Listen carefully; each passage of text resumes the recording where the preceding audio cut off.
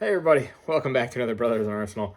Just Ben here again. Wasn't able to connect with Daniel, but wanted to do a quick post-match reaction to our our game today, West Ham versus Arsenal at the London Stadium.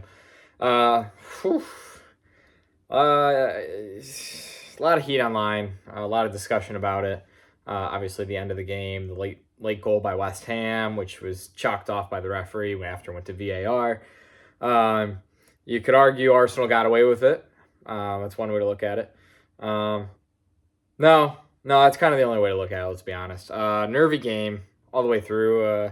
Not exactly what I expected. I was hoping, with our recent form, the Atletico Madrid game, the Fulham game, I was hoping to continue that on. We had the same exact lineup again as those last two games. And I was hoping it would just keep ticking. I thought we were finally kind of finding our groove for the end of the season, that nice run of form. Finish strong, win the league, with that form, maybe win the Champions League. You never know. But the matchup today against West Ham proved to be everything that you'd expect a relegation team, fighting for life to be. They fought hard, they're scrappy. I think I mentioned in my previous video, in transition, they could be a threat, and a couple times they were.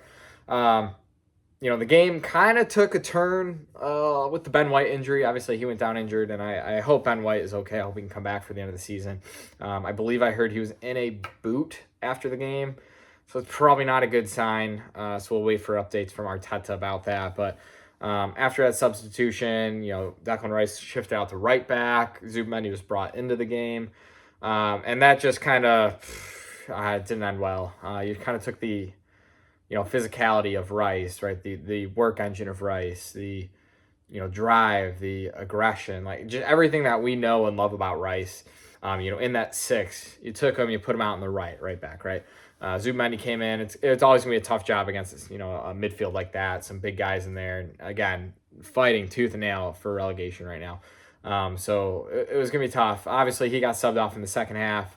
Rice moved back to the six. And it kind of secured things up a little bit. But let's just go talk about the goal, though. I mean, Odegaard came on after Eze was lackluster again. You could say in the Atletico game. Previously, he did fine, he did okay, but he wasn't great. We expect Eze as a 10 to be our creative figure, right? To drive us forward, create those chances for Gyökeres, for Saka, right? Draw players towards him, right, with his dribbling and his skill, right, to hopefully open up some players in those half spaces. But again, today kind of a weak performance. We've seen that from Eze all season. He's held some strong games, dip in form a little bit, strong games again. He's got to find that rhythm, that continuity into his game. So hopefully he can do that here at Arsenal over the next couple of years. It is his first season, so we'll give him some grace. But Martin Odegaard, the captain, came on, got the armband from Saka. Wow. I mean, that is a Martin Odegaard we have not seen in a while. He is typically, when he gets the ball in that box right there, he recycles it back out to Saka, he recycles it back to Ben White or Timber, whoever it is, out to Rice, top of the box, which he kind of did. But not entirely how we normally see it, where it's just a reverse pass, keep possession, hold it. No, he played it to Rice perfectly, 1-2, right? He ran into space instead of just drifting back out to kind of keep the momentum, the possession of the ball, right? Quick 1-2 with Rice, beautiful. And then, just the, I don't know, skill, flair, composure, whatever you want to call it, just to, pick his head up, right? Take his player on, push him back towards the keeper, and find that little not slip pass, but little back pass to Trossard. And Trossard, as we know, is one of the best finishers in the club. Slight, I think, deflection on the shot, it looked like, but still, right place, right time, very calm. He kind of stood his ground as everybody was shifting around in the box to wait for that pass. He did a great job, and Trossard is a clutch player. We've seen that throughout his Arsenal career. And he hit the little T celebration for Trossard after. That was a nice touch.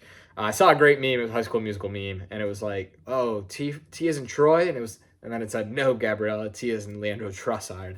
I thought that was hilarious. For anyone that knows High School Musical out there, great show from the early 2000s. Yeah. Let's just go to the controversy at the end of the game, just to wrap the video up. I mean, I was yelling at the phone, threw it on the ground because I was watching my phone today. I was out and about, Mother's Day, whatnot. Wasn't watching it during the Mother's Day festivities. We kind of wrapped some of those up, and it was a little downtime. So I was being a good husband. But got mad and yelling at my phone, threw it on the ground. And then, I hear the announcers talking, like, oh, VAR check, Arteta's on the sideline, hitting his wrist, right? Goes to replay, and you clearly see an arm around David Raya's shoulder, neck, arms, whatever you want to say. David Raya is one of the best keepers in the air. He consistently goes, attacks balls, brings it down, right? If he knows he can't get to it, he's punching it away out of danger. You can clearly see that he was affected. A little grab on the shoulder, arm, whatever you want to call it, all the way across the chest. Obviously, he's being impeded, right? And if that arm's not there, he grabs that ball out of the air, no issue. Ball doesn't go to Saliba, weird clearance, back in the net, right? So in terms of that foul, 100%, I think it's the right call. People call it soft, whatever you want to say. It's foul. He's impeding the keeper. He's holding the keeper's arm down, essentially. Like, it's a foul. People are bringing up online, I think it was maybe Gabriel was wrapping up, maybe Suchek or someone, or wrapping up.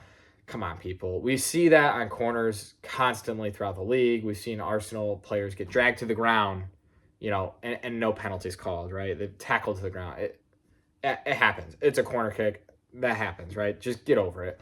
But I personally think it's the right call for VAR. Obviously, it might be a biased opinion, I guess you could say. But, objectively, I think if his arm's not there around Raya's chest, arm holding his sleeve, I think Raya grabs that ball out of the air easy. Game over. No controversial VAR, anything like that. So anyone in the comments disagrees, please feel free to let me know why. But I think that's it. Title, as far as title goes, we needed that. A draw would not have been good. Would have gave City kind of the momentum they needed after their win yesterday, which we saw they were hyped up about.